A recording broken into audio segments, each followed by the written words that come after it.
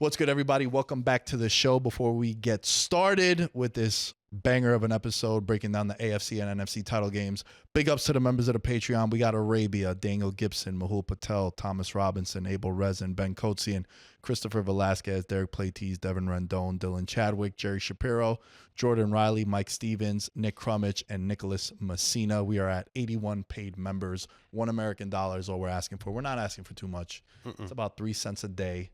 $5 a month. You get access to the Discord and a bunch of other shit. That's 16 cents a day, right? We're keeping it cheap. We're keeping it fun. We're keeping it real, right? On this one, we talk about the AFC and the NFC title game. George is on the show as well as always. Fun conversations. Should McDermott be fired? Are the Commanders going to be back or no? Mahomes is the GOAT. And Saquon Barkley's continuing to run wild. The greatest to ever do it. Greatest to ever do it. The greatest to ever do it. Sit back, relax, enjoy the show. Isaiah, play the theme music. Yeah.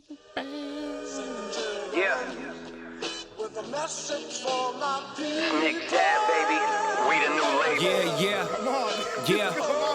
Now this the black sheep sticking its home. I need a crib like I'm Gatsby. Never in hand, just understand my pockets that deep. With nothing to prove, I ain't got nothing to do. When they can't compete and I got nothing to lose. You see, they told me I'm the one that's gonna bet. Yes, what's good, everybody? Welcome back to the #1 sports betting vibe on the internet, Veterans Minimum. I'm your host, Nick Dais. All things me are at Nick Dais 10. All things Veterans Minimum are at Veterans Minimum. George, where can they find you? Let's get it out the way. At Mr. George Carmona. Boom. Fucking crazy episode we got. There's a lot of shit to discuss.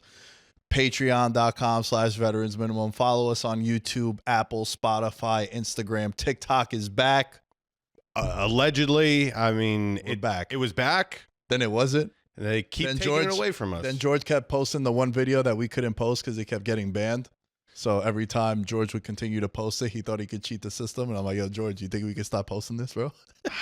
Yeah, pretty much. But hey, we're gonna try to make it past these TikTok moderators. You know what's crazy to me? Yeah, let's get into it. I don't understand what's allowed and what's not allowed because the video was Nick's sports betting tips part 1 or some shit. Yeah. And it was basically something that applies to a lot of what you're going to hear over the next couple of weeks, which is if you like overs on props for the Super Bowl, bet them now, like literally today. If you're listening to this on January 28th. Yep. Like bet that shit now if you like Kelsey overs or Barkley overs. If you like unders, bet it late. That video got banned. The whole account got banned, right? And the thing I don't understand, bro, is I've seen fucking drones blow up buildings and cars and fucking people in war, and like that's cool. Like not that it's cool, but like that's cool on social media. It's allowed. It's not banned. But yeah, we give a sports betting suggestion. And shout out to Matty Betts. We reached out to Matty. I was like, yo, does it happen with you? And he's like, dude, all the time. It's chaos. Yeah, I mean, it's absolute nonsense. I just feel like they may be a little harsher on us because they don't have all their ducks in a row on sponsorship ends and advertising on the back end. Like, if I'm being honest, I don't really see any sports betting ads on TikTok, like at all. So I think there could be like a disconnect there where it's like, hey, if we can't profit off of you and you're not promoting this lantern that's tie-dye, you know, then we don't fucking want it. Yeah. Yeah, it's a shame, Nick. I don't know what's allowed to go on the internet, so I test the limits. That's what I do for the people here at Veterans Minimum. I test the limits and I report back. Keep posting sports betting content. We got to make that normal. Nah, 100%, bro. And also, like, listen, even though it hasn't hit, anytime touchdown parlays is the cheat code. Like, we're gonna be so famous, Nick, when they hit. Yeah. Oh, once one. Do we Just see one, bro. When one hits, yeah. And also, you know, I wanna start the conversation with this, and I would love to hear your take and what you would recommend, because one of the videos that we posted today was recapping the picks over the weekend. I went 2-0 against the spread, but I was very specific in the breakdown saying, I'm not betting this because of my futures. Yep. Am I a fucking idiot for not betting those games? Obviously, hindsight is 2020, but I was pretty convinced on both sides because I literally said, yo, there's no way not, because I know you bet Mahomes and the Chiefs, right? I was telling everyone, listen, you gotta bet Mahomes. I want Buffalo to win for the future, and also because I fuck with Josh Allen. Shout out to the 716. You know, have a soft spot for you guys out there in Buffalo. Did I make a mistake? What would you have done? Right? I had a future 15-1 on Bills Eagles to be the Super Bowl. It was to pay $3,000, and then I had two exactas that would have paid $1,500. So there's like a $4,500 potential guarantee win, right? What would you have done? I would definitely have figured out what my game plan would be if I was going to do a hedge like right before the game. I mean, you really do have like a 10-15 minute window. Well, with the Eagles game, you had a longer window because that game was pretty much out of reach from about 7 minutes to go in the fourth quarter. Way earlier than that. But I would have had some sort of plan in place. So did you have a plan in place? Like, could you have hedged out and so that way you're going to make some money from this? I love that you brought that up because you didn't know, full transparency, you didn't know I was going to ask you this. And the reason why I say that is a fan of the show, longtime fan, D's Knicks is his social media handle. Fellow New Yorker, been a long-time fan of the show. Shout out to you, bro. Thanks for always showing love. He sent me a couple futures. He has two futures live. Spain to win the Euro Cup, the Eagles and the Thunder to win the finals. Whoa. $30 to win $40,000. Oh my God. He's getting a cash out of $3,500 right now, and he has the same bet with the Knicks to win the finals. And he's like, yo, what should I do? Here's what I would do, and here's why I didn't hedge. I fucking crushed anytime touchdowns this whole year and this weekend. Had A.J. Brown, had Barkley, had Hurts, had Terry McLaurin, had Mahomes. We had Daniels. The all QB parlay almost hit. We'll get to that in a little bit. I had James Cook, and like I didn't post all of them as picks, but like me, like I've told you a lot of times, like as I'm watching the dude Will Shipley, bro. The moment because I bet Gainwell too, because I'm like, yo, if the Eagles really beat the shit out of them, they're not gonna run Barkley in the fourth quarter. Maybe like Gainwell 12-1 as a garbage time guy to score a touchdown.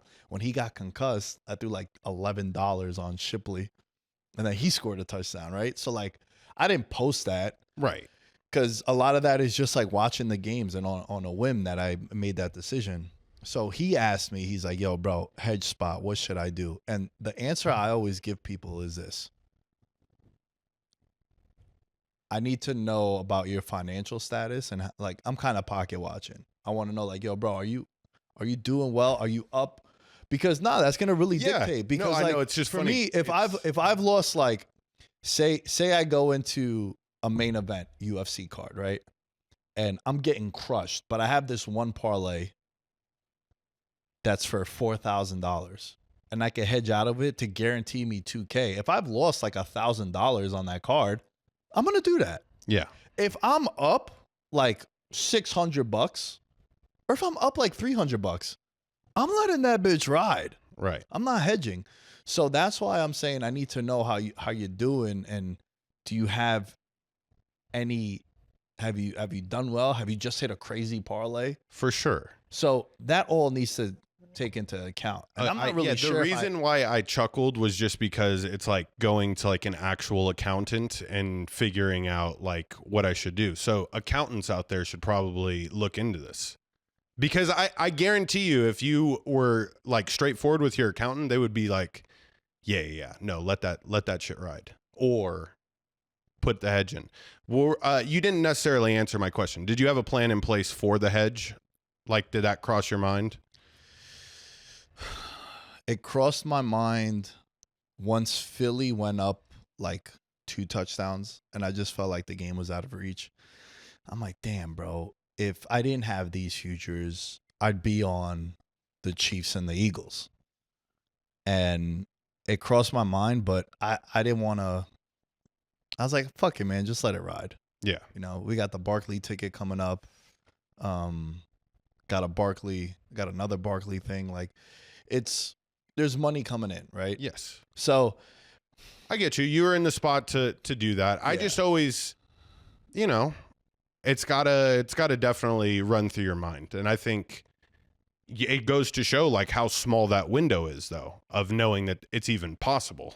Because you really had like an hour, and that's tough to load an account like that. And as we'll probably hear later on in this episode, probably tough to find a place to get that type of action down on a mobile app.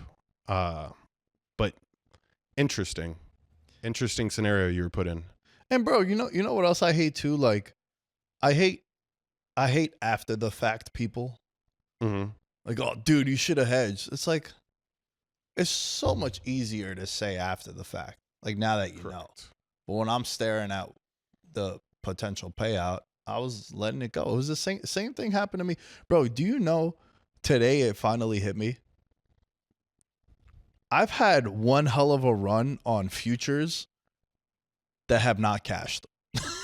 Like, bro, if you go back to, I was on the Mavericks last year. Remember? Mm-hmm. Mavericks 40-1 to win the finals. They make it to the finals. Luckily, I had a Celtics Mavericks 11-1 ticket. That hit. And that was another scenario I was telling people, like, yo, bro, they were giving me a cash out. It was like $100 to take home $1,200. But I was like, I just hit for $1,100 with Mavericks Celtics. Let me just enjoy it, right? Right. Maybe if the Celtics drop game 1, because also the other thing, sometimes the hedge doesn't work, which what happened to me in the Euro Cup. Like, Spain was minus 200. I can't lay minus, what, I'm going to put $2,000 on Spain, and then, like, how cool is the England hit, right? Yeah. So that plays into it too. But, dude, check this out. I've lost 5 straight futures with the last leg or last round of something. So Mavericks 40-1 NBA Finals, Colombia Copa America 12-1, England Euro Cup plus 400, Bills Eagles Super Bowl 15-1, and then super homer pick. I never posted this, but I had Dave Ross on the show when the Mets made it to the playoffs, and I was like, bro, I'm doing a Subway Series World Series, and it was 60-1, and both. Well, Yankees ended up going. Mets lost in the conference. So, like, hell of a read. But I'm not getting paid out, bro. I know, but you get one every once in a while, Paisan, and you got to be comfortable with it. You look at Saquon. You're wearing your Grinches today, and I know the fans of the show, if you know, you know, like they mean something. Cup. All right, those shoes mean something. Cooper Kupp and the LA Rams, baby. It's a good omen. Yeah, it is. It's a good omen. But all right, Nick, where do we want to start with this fucking action-packed weekend? Do we start with the main event? Your call, bro. Which one? You want to go AFC? Yeah, let's go AFC. This clip will be captioned, "Never take points off the board. It will get you fired." And I know we're going to get into Sean McDermott a lot more in this segment. Taking points off the board is a criminal act. You never do it. And if the Chiefs did it intentionally to see if they would even try to go for the 2-point conversion, which, you know, you kind of bait them into breaking that cardinal rule of never taking points off the board, Sean McDermott cost him the game as far as like the mentality of needing to catch up. Once you fuck up on that decision once, you have it's I would say equivalent to a turnover. Like, you're literally getting points taken off the board. Like, it's nuts. It's nuts. How did you feel about that? I lost my mind when I saw it happen. I don't understand why so many people go for 2. I feel like I'm only going to go for 2 if I'm the Ravens in that Bills spot. Because even them going for 2 prior led to them having to go for 2. If you just kick the PAT, you know what you could do in that last play instead of throwing the out route to Andrews, which he should have caught 100%. Could have just kicked the PAT also, and then we're going to overtime. Or, the more I think about it, there was a minute 30 left, and the way Allen was playing, probably one of those scenarios where the guy who touches the ball last ends up winning kind of thing, right? Yep. Which was even the case with Lamar. He had the ball last. He did his part, but his teammate let him down. But I don't want to digress too much. It happens a lot, bro. Like, it happens a lot. I'd rather just take the points. And to your point, they kicked the PAT. They went 17-21, and then they took the point off the board. They went for 2. They didn't get it. 16-21 now. Yep. And I even text you. I felt like, dude, did Buffalo even score a touchdown? It just felt like the wind got taken out of them. Mm-hmm. You know what I mean? Like, the coolest thing about the PAT moving back is in the past, when a team would score a touchdown, you'd go use the bathroom. You'd go start cooking or something. You'd go check the mailbox or whatever. Now it's like, holy fuck, I got to wait and see, because it happened yesterday with Tyler Bass. There was a PAT, and I'm like, let me not start folding up the laundry and getting ready to leave all right, good. We're good to go. Yeah. Right? But I don't understand it, man. My friend, shouts out my buddy Danny. We used to do degeneration bets together. He just kept saying for like 3 years now, he's like, because he's a Steeler fan, and the Steelers will go for 2 a lot. He's like, I don't fucking understand why teams go for 2 unless you have to. Like, if the game is on the line and it's 19-21 with 3 seconds left, well, yeah, you got to go for 2. But this whole idea of going for 2, it makes even if you miss the PAT, bro, just let it be, man. Yeah. Just let it be and pick up the points later. You're trying to make a statement while you're down.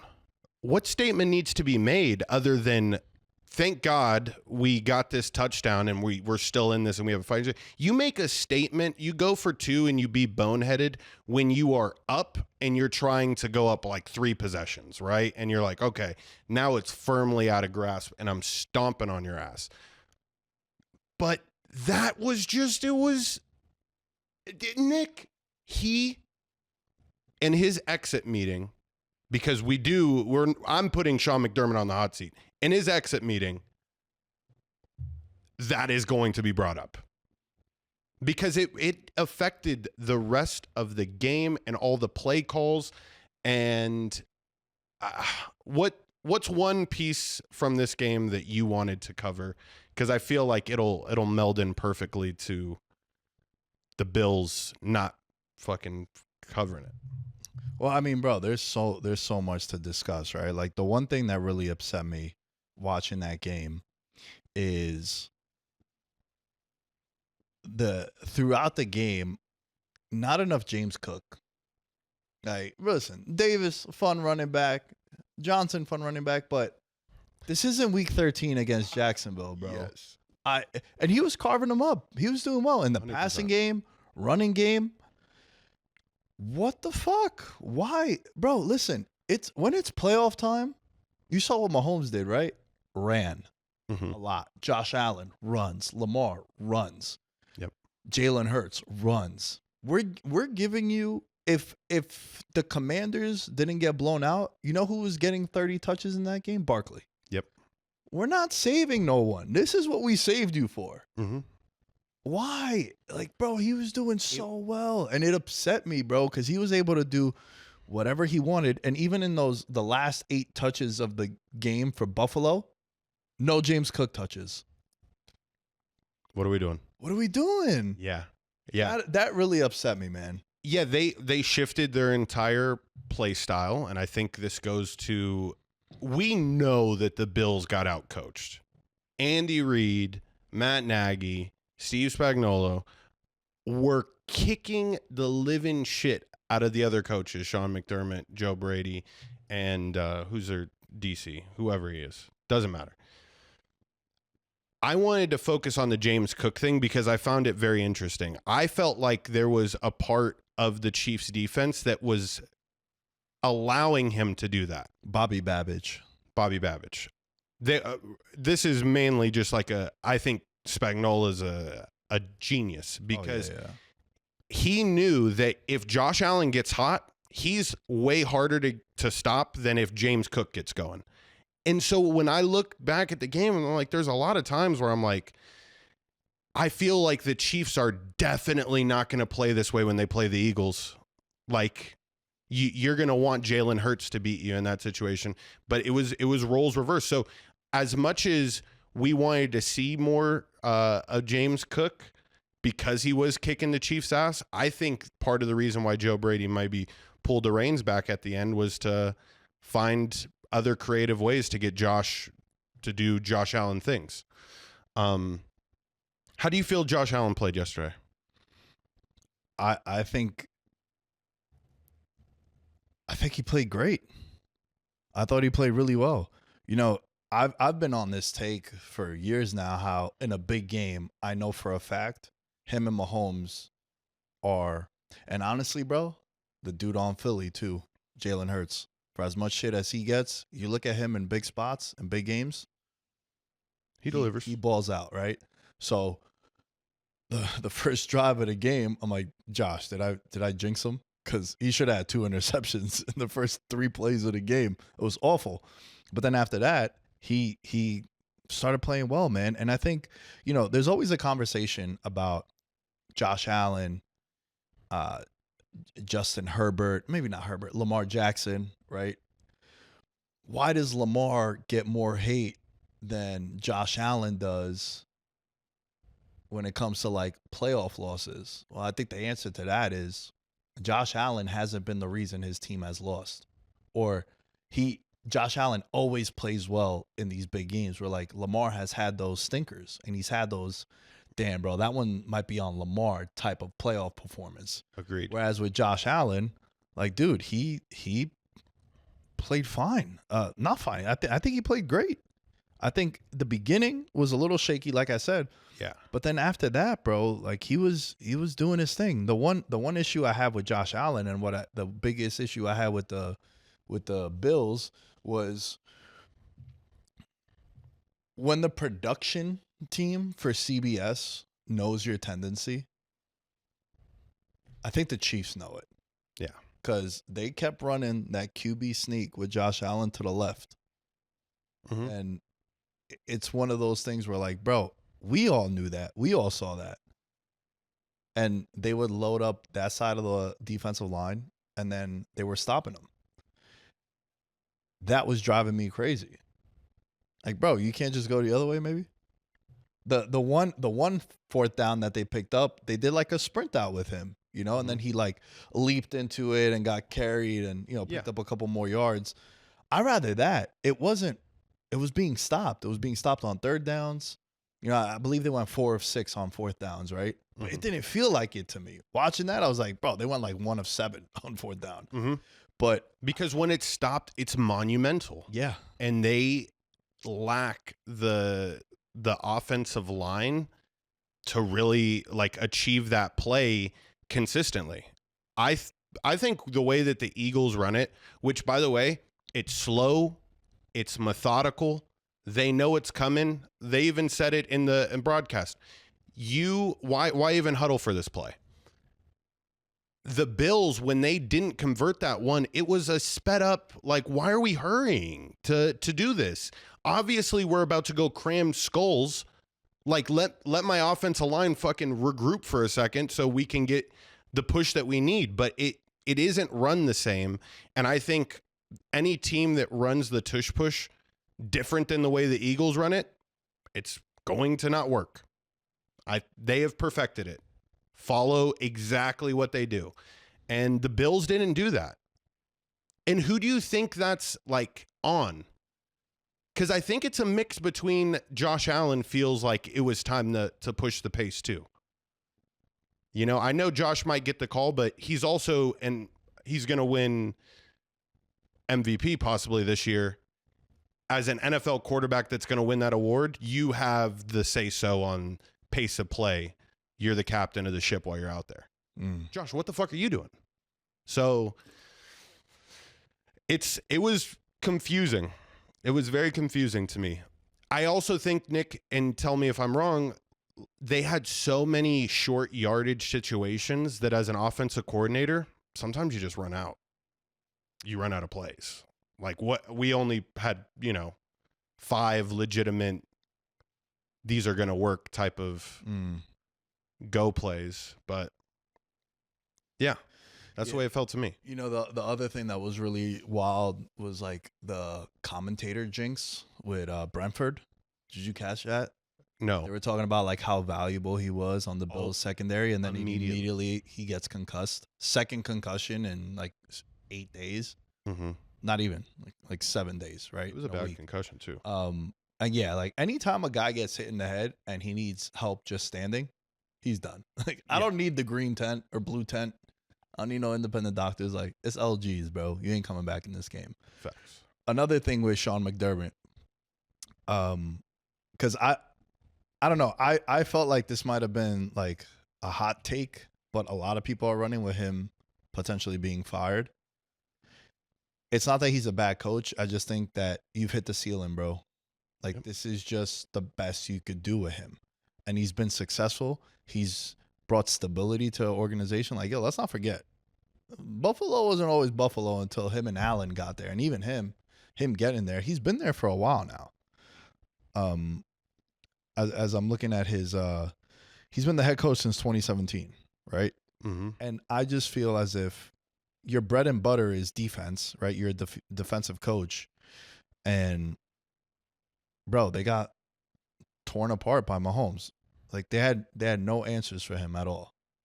Like, anytime they made a stop, I was shocked. And Elam, that guy.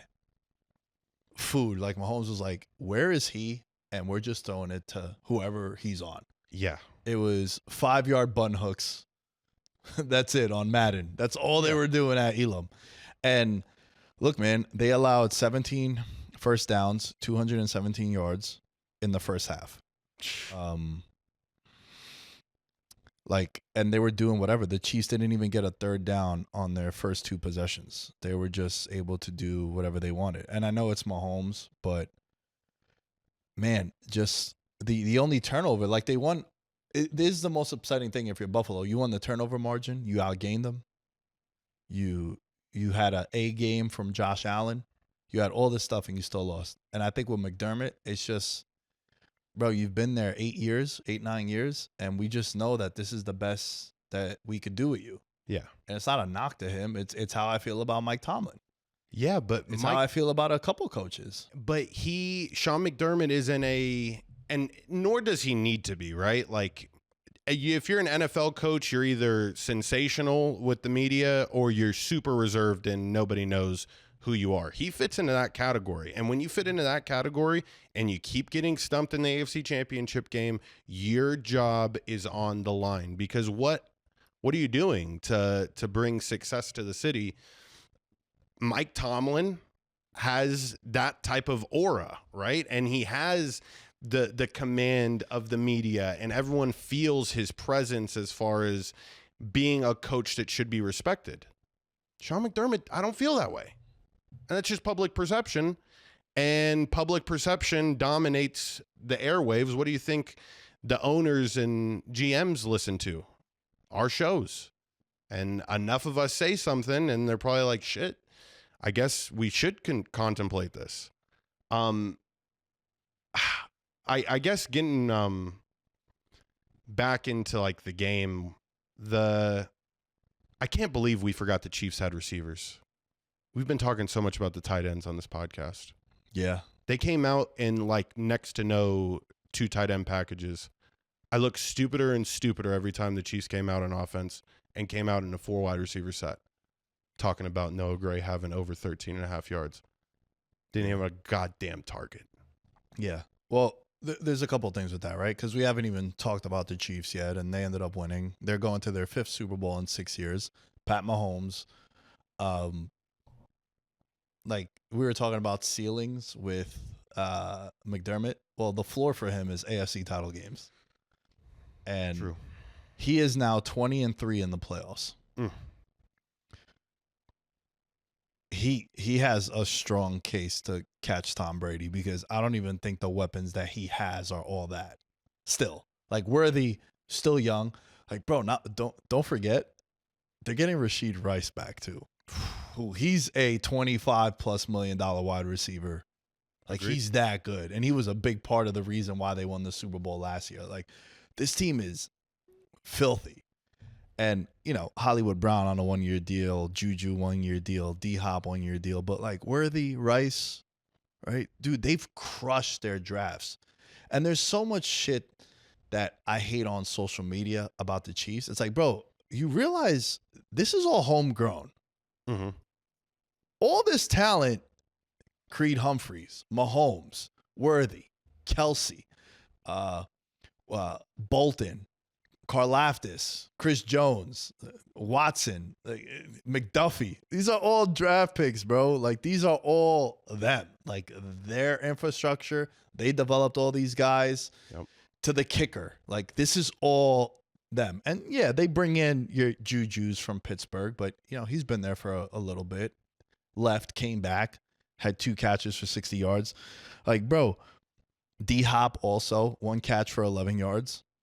He hasn't had the impact that I thought he was going to have, but this is all homegrown shit that they've done, right? Yeah. And you got to tip your cap off to them, bro. This is the 5th Super Bowl in 6 years for them. Mm-hmm. He's already won 3 Super Bowls, Pat Mahomes it is. And I said this after the second time he went to the Super Bowl and lost it. I was like, yo, he's the best quarterback ever already. Like, why do I need to wait until he retires? He's not even 30. He's 20-3 in the playoffs, 17-3 in his first 20 starts. Brady was 15-5.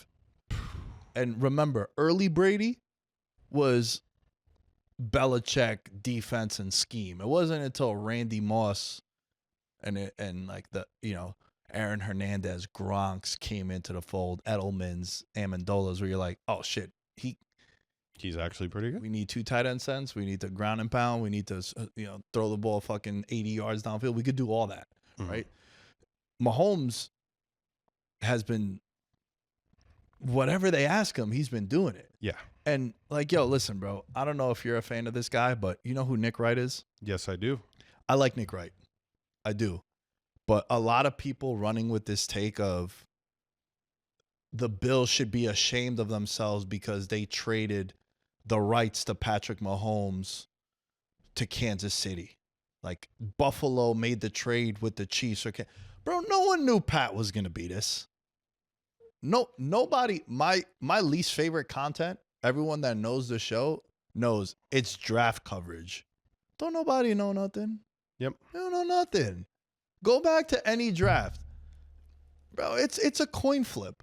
There's a couple where you're like, you know, fucking Julio Jones coming out of Alabama, Derrick Henry, you know, Andrew Luck's. But bro, Trevor Lawrence was this can't miss prospect, and it's a little shaky, very shaky. I like him still, but it wasn't the second coming of Jesus Christ. Right. No one knew Mahomes was gonna be this, so you can't put this on Buffalo, and you can't run with that take. I think that's a lazy take. I think it's not fair. No, I think it's a super thought out take, but it's also just anger driven. Like, you just want to drive the knife into them a little bit further. Like, they know, dude, they got the shit end of the stick.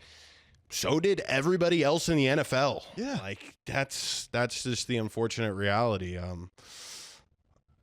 But Patrick Mahomes, I am 100% with you, Nick. I mean, beyond just glazing him to death, I like their speed rollouts with him. There was well, you know, they're listen, you know what I like about Mahomes and the Chiefs? They're pretty petty. Mm-hmm. They're gonna beat you at what you like to do. That was the 4th and 2 play of the year by Josh Allen. That was the same exact play on the touchdown that he scored on. Yep. It was like, oh, so Josh is the running quarterback. Y'all go learn. Y'all go learn. Remember when they played the Eagles last time? Mm-hmm. Eagles led the NFL in sacks, best defensive line to make a Super Bowl. You know how many times they sacked Pat Mahomes? 0. Oh, so our offensive line sucks, right? Bet. Watch what happens. Yeah. And this is what they do. This is what Kansas City does. And look, man, There's not. I've been talking about Mahomes all this time. I feel like a fucking idiot once again that I got cute with other shit and trying to pick everyone but him. You got the primetime game stuck in your head. Yeah. That was end of the year, Josh. Yeah. Yeah, I don't. Sure. It's tough. Kareem Hunt, the resurgence from him is amazing. Guess what? Another guy they drafted left, came back. Get it? And you know the craziest thing also too, bro? With the game on the line, season on the line, to put the dagger in Buffalo, check down to Samaje Perine. Yep. It's like, dude, if you're Buffalo also, you beat them in the regular season, you're 0-4 against them in the playoffs. You had to deal with the 4 straight Super Bowl losses in the 90s. And then you have to deal 20 years of Tom Brady in your division. He leaves. Now you got to always run into Mahomes. You're 0-4 against them. And you look at Travis Kelce, 2 catches. Kelce didn't beat you. You did everything right to prevent them from winning, and you still lost. Devastating. Yeah. Let me ask you this. I got a fun question before we wrap up on the AFC. Give me the power rankings for, oh my God, they're sick right now. Bills fans, Chiefs haters, or Tyreek Hill? Tyreek Hill left Kansas City, got his money, 3 straight Super Bowls for the Chiefs. How you think he's feeling, bro? Because, you know, him and tough to feel bad in my Miami mansion, if I'm being honest. Yeah. And also you got A Street down there, too. A lot of Spanish chicks walking around. Kansas City's cold as fuck. He got like 12 kids. He got his So he's enjoying himself down there, making $30 million a year, I'll put him second. I think Chiefs haters are third, and Bills fans are just torn to pieces because, we're going to discuss this with the Commanders. The window's only open for so long, and this Chiefs team seems to just be getting plagued at the end of the year by the same shit that's gotten them, plagued these past years, and it's a coaching mismatch. And in the NBA, it's very evident when teams make roster moves for this exact scenario. Yeah. We'll see what the Bills do in the offseason to address not making it. Well, I love that you brought that up, too, because every time they step on the field, we even did it in a segment, too. Like, power rank the best head coach and quarterback combination. And it was like no one is close to that can win a Super Bowl. No one was close to Reed and Mahomes. The only one that was like McVay and Stafford, and we didn't think that they could make it through, the NFC. I did. Well, yeah, listen, man. Hey, the weather played a role. Facts. Weather played a role. Facts. Look, bro, last thing I'll say on this, and it'll kind of segue into the NFC. Everybody that immediately tweeted out or posted about, I'm not watching the Super Bowl, shit is rigged, or I'm not watching it because it's the same one from a couple years ago. Don't watch. Just don't watch. It's the same kind of people that, like, when a politician wins that they don't like, and they all do the hot take thing of like, if they win, I leave the country. Bounce. Peace. It don't bother nobody, bro. No. You know who's gonna watch the Super Bowl? 200 million people. Mm-hmm. So you're just saying it now to like get a couple clicks, and because it's like the cool thing to say, like, oh, I'm tired of this. This shit is rigged. Well, if it's rigged, also bet the Chiefs then. If you think it's rigged, you could have made a lot of money. Yeah. Like last year, last two playoff runs, made a lot of money on the Chiefs. Yep. This year, they won it all back. But bro, that's what, like, dude, it's corny, man. I hate that shit. It's fucking annoying. We got to come up with a word for exactly what we're talking about here. It's come up in a couple of shows now where it's this trendy bullshit. First, it was the people giving their TikTok farewells. Now it's the people saying that they're not going to watch the Super Bowl. There's a specific word for it. I believe that's virtue signaling. But then again, that's just a word I've heard Papa Rogan say, and I'm only halfway sure My favorite comedian what it is means. my favorite comedian is this guy named Anthony Jeselnik, and he has I love Anthony my Jeselnik. favorite bit of all time is he has a thing about thoughts and prayers, Mhm. and he's like, because he's like super duper dark humor. Yeah.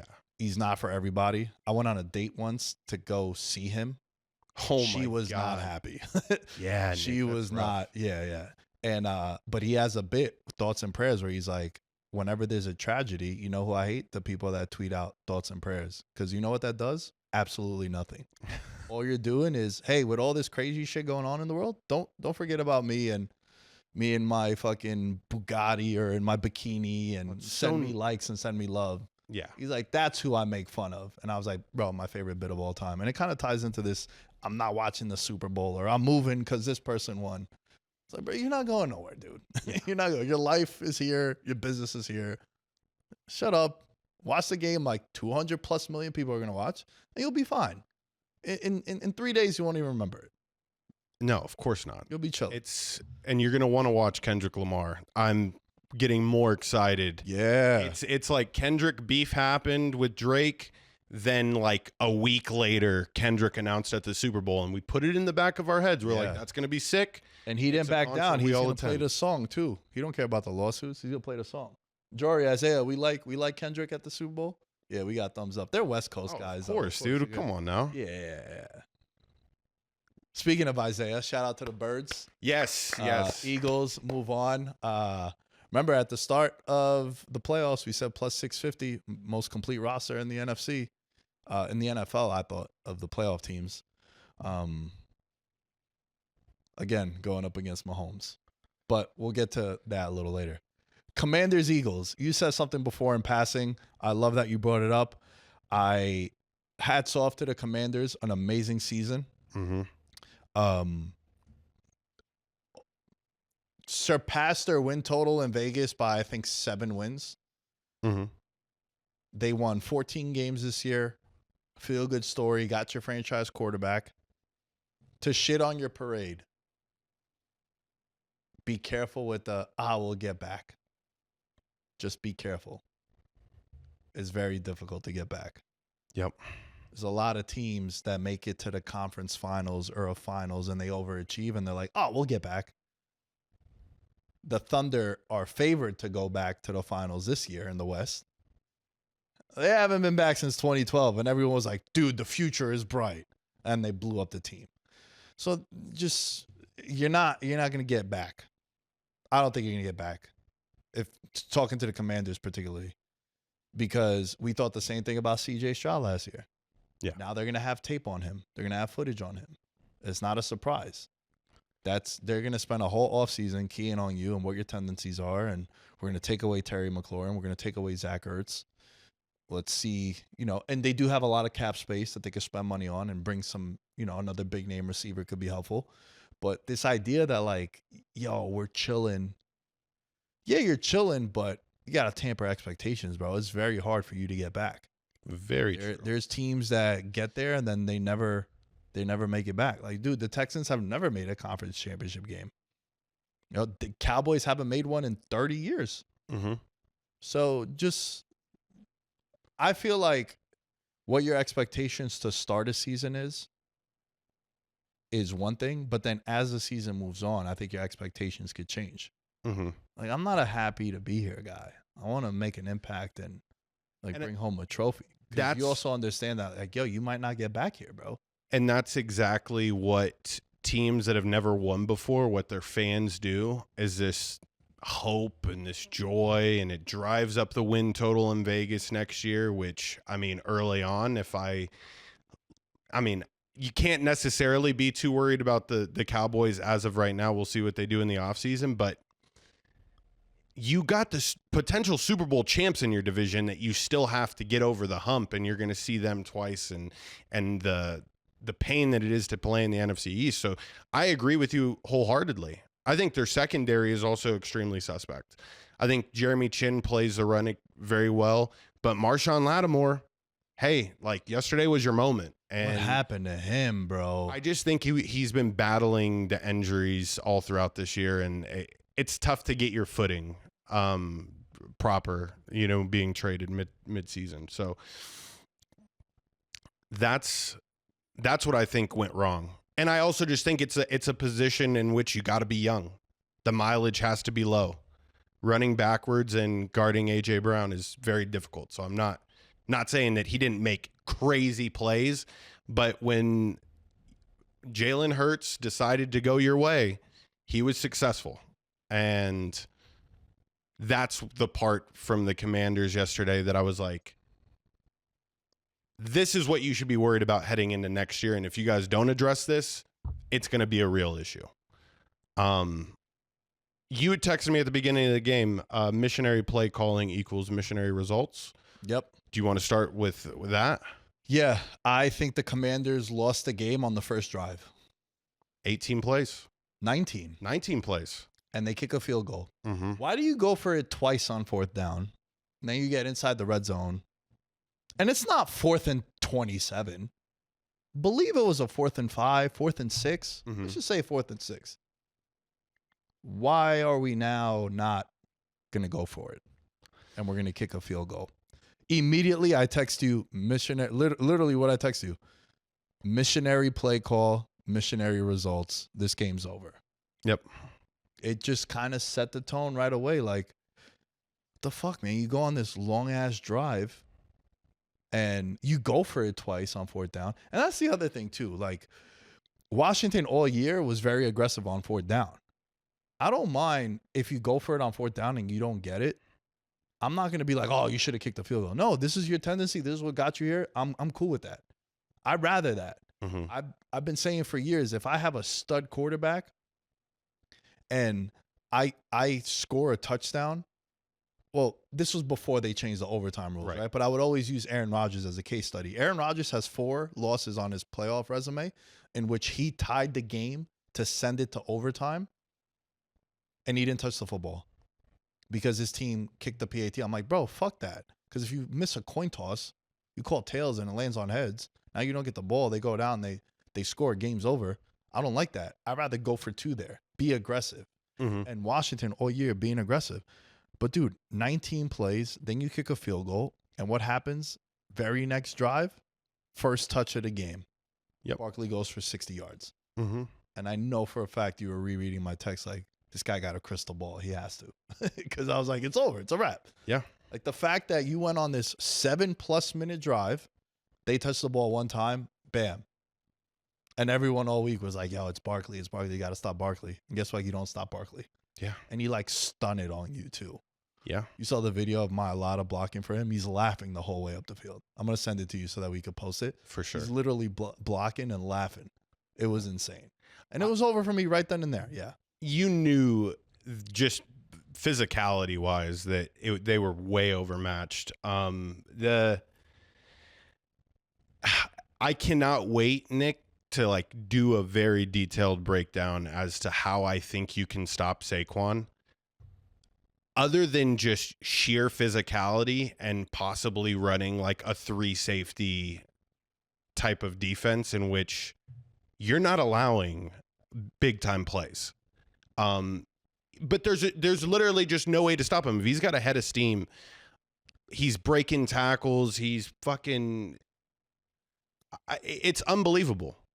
I think literally he is the greatest athlete that I've ever seen in any sport play a game, this 3-game stretch. Like he's sick. He's absolutely something that I'm going to tell my kids about, and it's how could the Commanders be expected to stop him? I mean, the Commanders, the only thing that I can say from them that was interesting was the tush push, jumping over the line of scrimmage. I think if enough teams start to do that and it ruins the pace of play of the game, they may consider doing something with the tush push, in which they're going to have to review and say like, shit, is this something that we should just like award them the yard? They can't do that. It's not an intentional walk. Like how did you feel about Frankie Louvu doing the 4 jumps trying to time it up? Bro, forget, not even that. What about the fact that the referee was like, we warned them that we can award a touchdown. When the fuck is that a rule? Like, That's we're just what I'm gonna. saying. I'm like, yo, if I got an anytime touchdown on Jalen Hurts, is that for me? Like, who gets the touchdown? Can we start betting on that? Big Dom gets a touchdown. Can we bet like, yo, referee scores a touchdown? Yeah. That's gotta be what it like. What the fuck? And look, I understand that's never happened before, but Jesus, dude, like that was crazy to me too. I like Luvu trying it. I think after the second time, like it was funny the first 2 times, but then the third time you're like, come on, man, like what are we doing now? Now you're just stalling. Yeah. Right? And it's just, I don't know. I think my whole thing has always been like, bro, stop it. Stop it.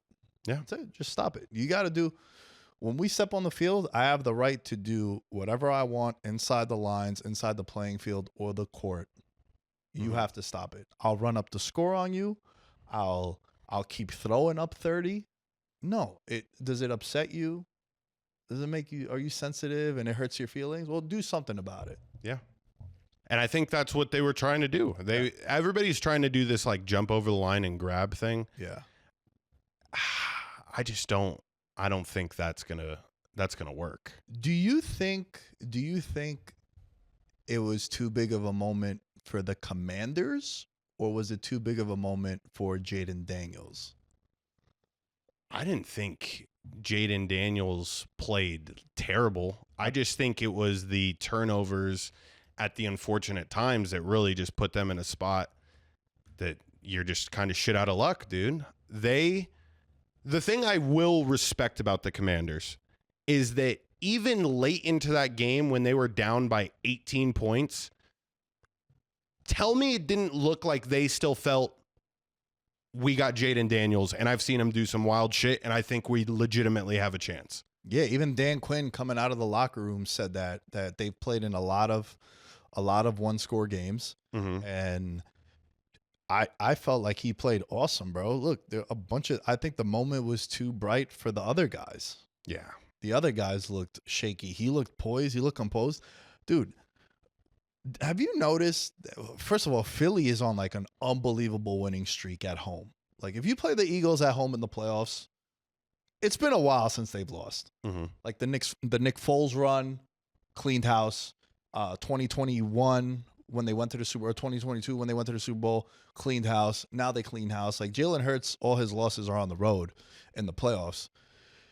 To me, Philly always just looks gross and ugly. It's always dark. Like the sun is never out. It's always sunny in Philadelphia. Now when the playoffs come around for the Eagles, it's fucking just dark and rainy and cloudy.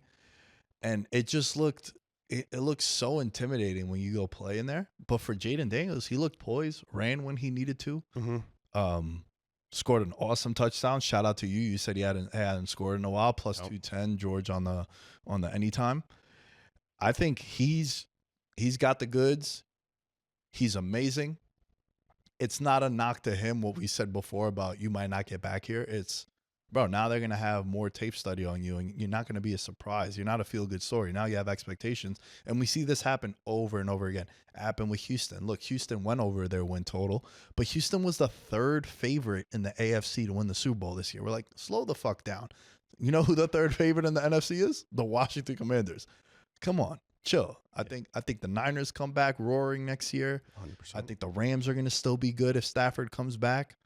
You know, you got to give the benefit of the doubt to the NFC South because that schedule is going to be pathetic. One team might win 13 games or some shit.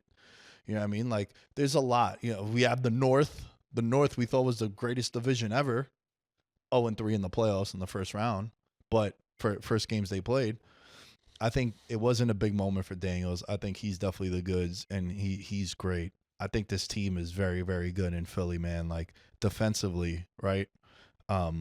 Zach Bond, all-pro linebacker, he was on the Saints not too long ago, and he stripped Brown, just making so many Did you think it was plays. him, or do you think it was DeJean? DeJean's hand was there on the rip. I think he punched. Yeah. But I think it was the rip that caused it. Did he get awarded for the strip? Yeah.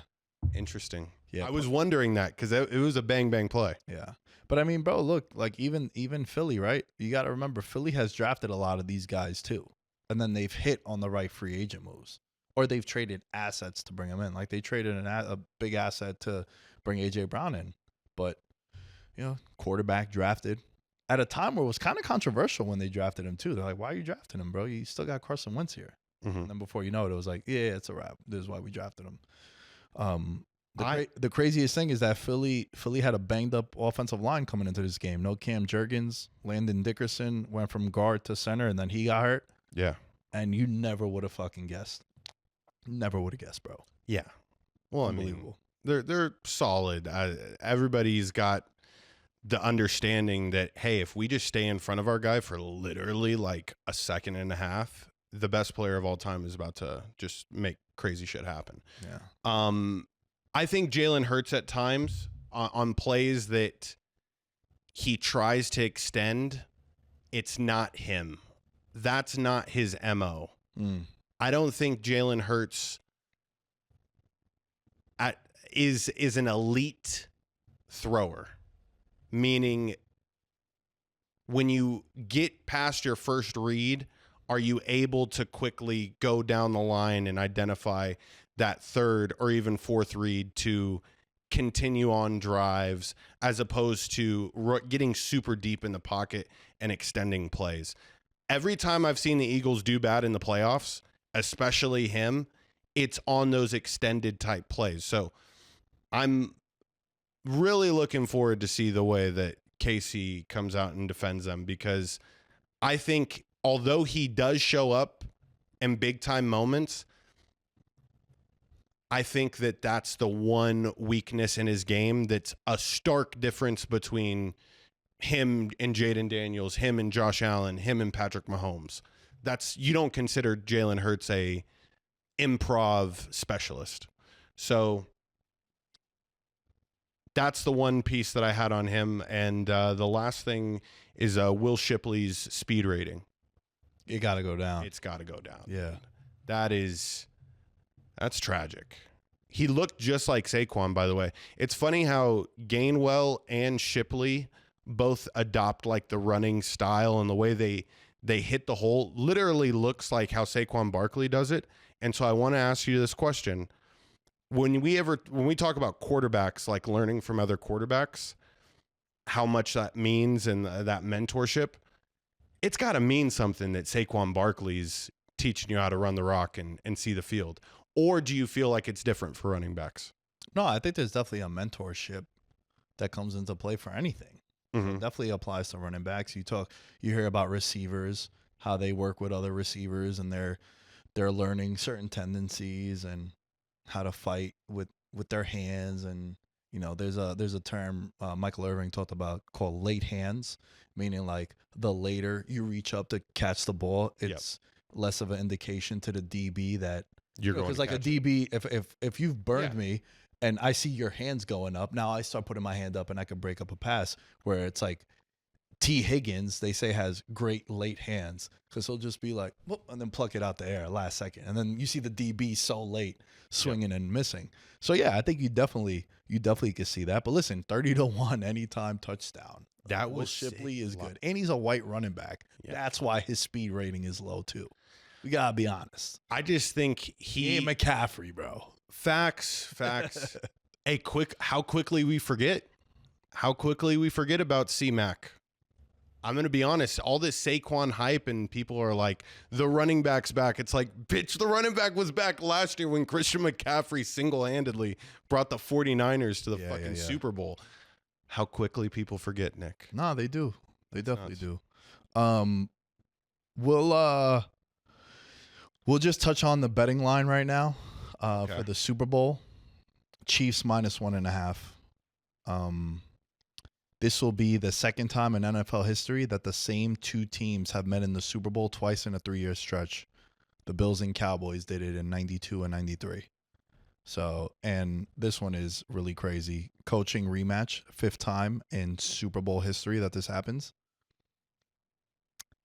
The coach that wins it the first time, 4-0 in the second time.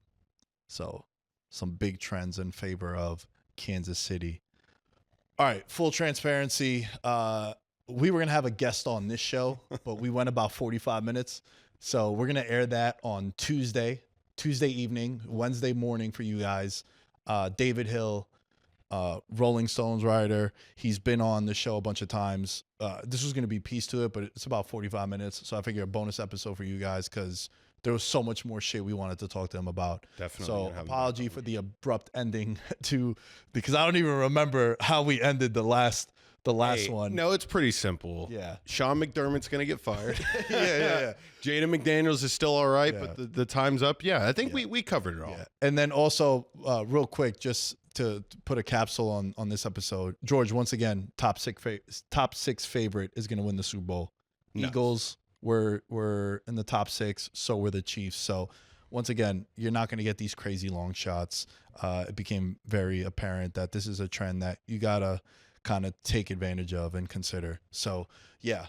Thank you all for listening to Veterans Minimum. All things Veterans Minimum are at Veterans Minimum, and we will catch you guys next time. Peace. I'm a gold medalist, bronze like your medal is.